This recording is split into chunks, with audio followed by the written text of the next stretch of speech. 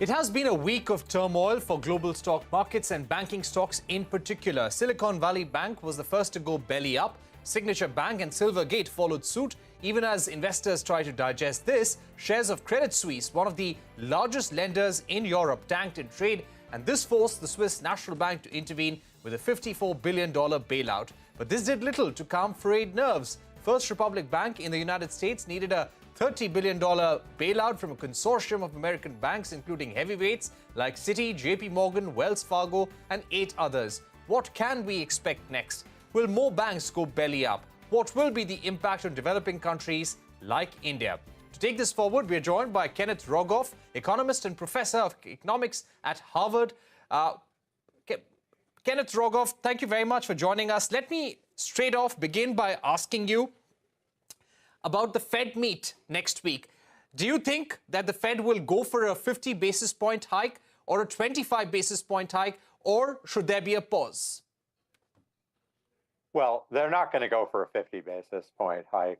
The optics of bailing out the rich depositors at Silicon Valley Bank, and in fact, the broader program they did for other big uninsured depositors, and then at the same time, raising the interest rate 50 basis points, that alone, which hits Main Street, that alone is probably a reason they won't do it. It's probably more likely than not they will do half of that.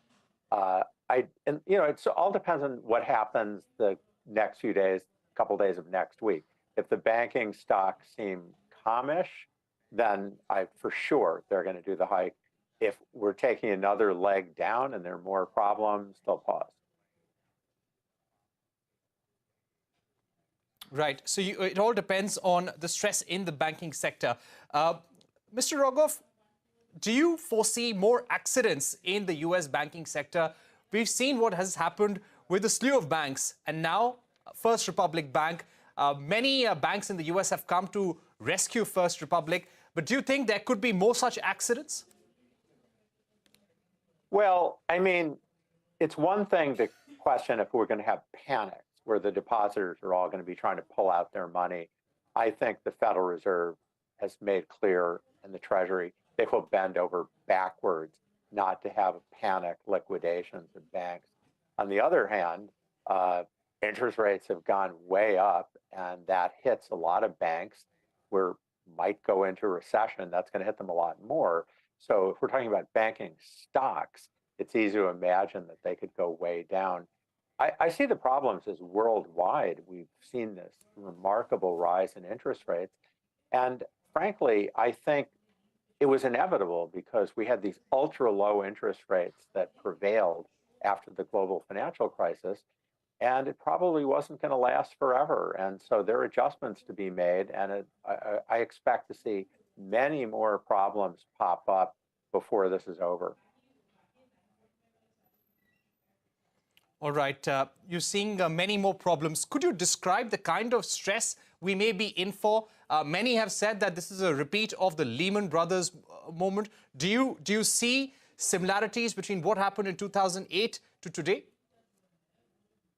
Well, at least the authorities are going to bend over backwards not to do an exact repeat of Lehman. They may make a different mistakes, but they're trying not to repeat that one. To have a bank blow up that's so interconnected, it brings down and freezes a lot of the financial system with it. Credit Suisse, quite frankly, had the possibility of doing that, but I clear that they're going to take what actions are necessary. They're probably going to break it up at the end of the day. I think its stock must be down 95% from the peak or something, sell it into pieces. But that's very different than simply, having it go bankrupt. On the other hand, there are many things that are worse than in 2008. We have inflation. Didn't have that then. Central banks can't really think about lowering interest rates. We have, of course, war in Europe, which is causing all sorts of problems in trade and further problems ahead. I believe that we're in an era of more normal interest rates, real and nominal, than we were. And that also makes things harder. We went through this period that I think was quite exceptional, where money was just free for governments, for the rich country governments, and suddenly it's not. Hmm. Hmm. Right. Also, looking at what the ECB did, announcing a further rate hike of 50 basis points, clearly seeing inflation as a challenge. Do you see this putting more pressure on the banking sector? It certainly puts more pressure on the banking sector. I understand why they did what they did, although frankly I was surprised given the stresses in European banks that we're continuing to see today.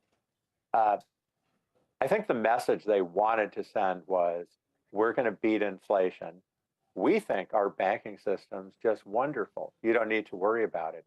And they were worried that if they paused or raised rates less than they had planned to do a week ago, somehow would signal they know something. I mean, in fact, what brought Credit Suisse down so quickly is their major shareholder, Saudi Arabia, didn't want to put in more money, and everybody wondered why weren't they being given a really good deal. So I think the ECB thought that by raising interest rates, it was sending a positive signal. But the fact is, the high interest rates are stress, and we'll see what's next. Right. Now, in terms of the challenges for the U.S. economy in the coming year, we've seen the U.S. Fed, the Treasury Department, Janet Yellen, all of them going on to say that the U.S. banking system is resilient. They have rushed to protect the depositors of banks like SVB, Silvergate, which have collapsed. But what are the other challenges do you foresee that could be coming up for the U.S. economy in the weeks and months to come? First of all, what is this Treasury Secretary supposed to say? You should panic. Go get your money as soon as possible. No, her job and the Fed's job is to try to tell people, no matter what the reality and the risks are, don't rush to take your money out, because of course, if they all do that, then there'll certainly be a problem. Oh, I think, first of all, I want to say the U.S. economy has done better than I would have thought. I think than most people thought. The labor market's still very strong. The consumer doesn't seem to quit. Initially, that was because there was all this money left over from the stimulus and from savings during COVID. Now they're going into debt. We still have a very strong consumer in the U.S., and firms are still having trouble getting workers. That said, these interest rate hikes are going to start to kick in. They're long lags. We don't know exactly how long. And so at some point, we are going to see a lot more tensions. It's hard to know. It might not be till 2024. I don't think there's any way to get rid of the inflation that the U.S. has, to get it down from, say, 3 to 4%, and bring it down to 2 or 2.5%. I don't think there's any way to do that without having a recession. And so what I think the Fed's going to do is say, well, we're going to take it slow, and they're going to leave inflation up. And then maybe in that case, there won't be a recession. But it's very hard to know what's going on now. The pandemic has distorted markets, labor markets, supply chains. Half our office buildings in the United States are still empty half the time. It is hard to read for everyone. And so far, the U.S. is surprised on the upside, but that doesn't mean there aren't more surprises ahead that could be in the other direction. Right. The SVB Financial Group, the parent body of the Silicon Valley Bank, has filed for bankruptcy protection. What kind of trajectory could this take in the days to come? What immediate and medium-term ramifications do you see? Well, I think the really big issue is there are two sides to the bank. There's the deposits, and they protected the depositors and frankly overprotected them. Would have been nice to see some of the big depositors get what we call a haircut. But at the same time, this was a bank that was lending to the most innovative sector in the United States. Half of the tech sector was doing at least some business with Silicon Valley Bank. Silicon Valley Bank was making loans to startups that the big banks didn't want to do. Losing that's a huge thing. It's, being acquired, but, exactly what that'll do, we don't know. I think that's what really concerns me. I think there's also going to be huge political fallout from this, not simply from the fact that they bailed out the rich depositors, some with billions in deposits. They only insure, $250,000. I think there are going to be a lot of questions about why didn't they see this? This was not a huge bank, but it was the 16th largest bank or something like that. It was under the supervision of the San Francisco Federal Reserve. I'm sure that the supervisors could tell us what the carbon footprint was of Silicon Valley Bank, but what was going on with their books. And then I think there are also concerns being raised about why, when it was clear that there was some kind of run, and at that point, the bank was probably still solvent. Why didn't the Federal Reserve step in earlier to provide liquidity to at least calm things down and have a more orderly change? There's a lot of stories we'll be continuing about this in the weeks to come. Right. Just to ask you about the SVB bank once again. SVB's UK assets were sold to HSBC for £1, and they did not opt for a bailout like US. Which out of the two approaches, according to you, is better? It's far better to sell the bank than to do the bailout. It is far better. Silicon Valley is a very valuable enterprise. And I was just puzzled that they didn't find someone to sell it to earlier on. That's the first thing you do in a crisis like this, is you try to wipe out the stockholders, the shareholders, but then, keep it going as a going concern. I think the post-mortem on Lehman in 2008 was they should have sweetened the deal for somebody to make that happen. I don't know why it didn't. Again, I only read rumors, but the rumors in the press are that the Treasury and the Federal Reserve had a buyer that they liked, but there's a third body, the Federal Deposit Insurance Corporation, that has to also approve. And for some reason, they didn't. We just don't know. Right. Mr. Rogoff, what we've seen now over the last 2 weeks with 4 to 5 banks, do you think this is the last of the contagion, or will this contagion continue? Financial crises like this go in waves. And I do think it will continue at some point, but maybe not in the United States, maybe not in Switzerland, maybe not even in Europe.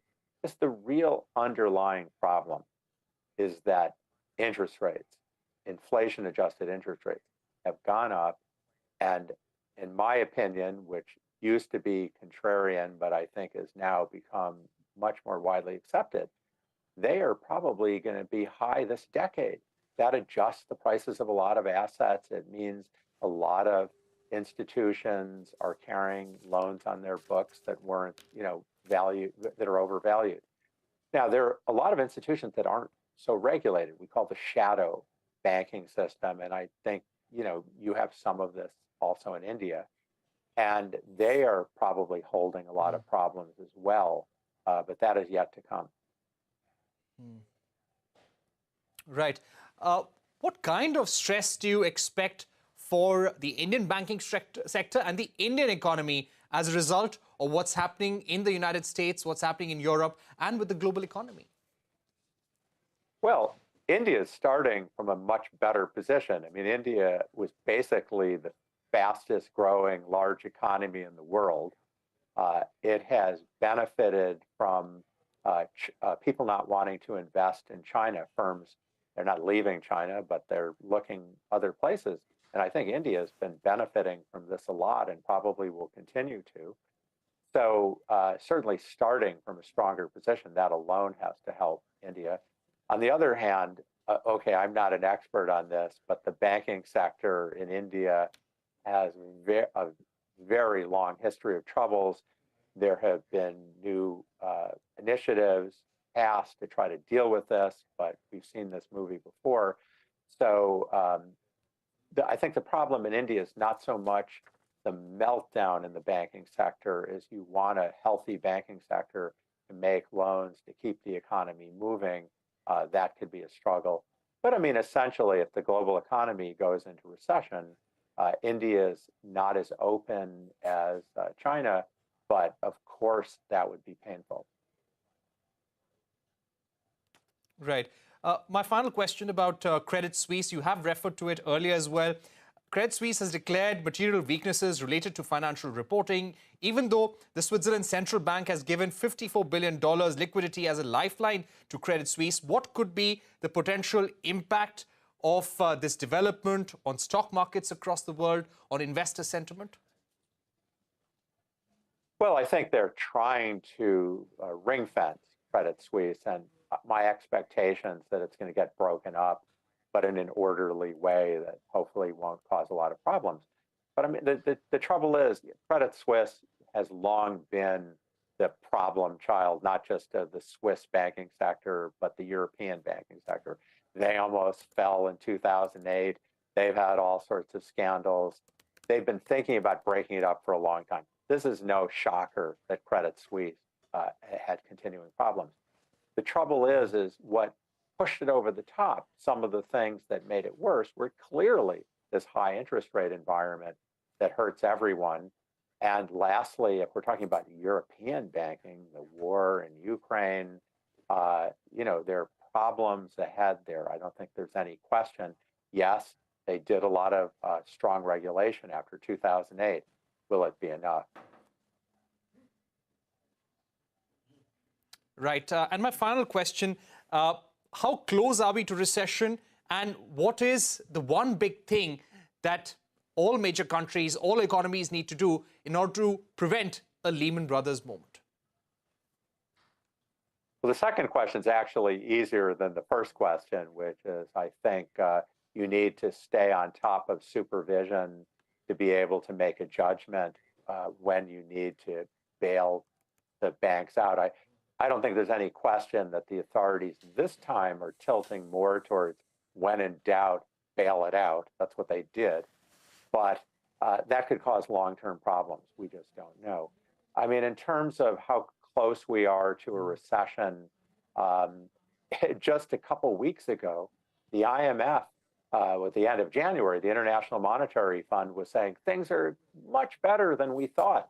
The global economy is looking really good. I think when we see their report in April, they're going to be much more cautious. The odds of a global recession are far from certain, but they've gone way up. Right. Kenneth Rogoff, thank you so much for joining us here on CNBC-TV18 on Global Eye, talking about the possibility of a global recession and more stress in the banking sector in the US and in the European Union. Thank you once again for being with us. We're going to take a break, but when we return, the International Labour Organization's report on world employment highlights discrepancies between the value of work and the working conditions of key and essential workers. A special discussion with Janine Berg, senior economist at the ILO, after a break.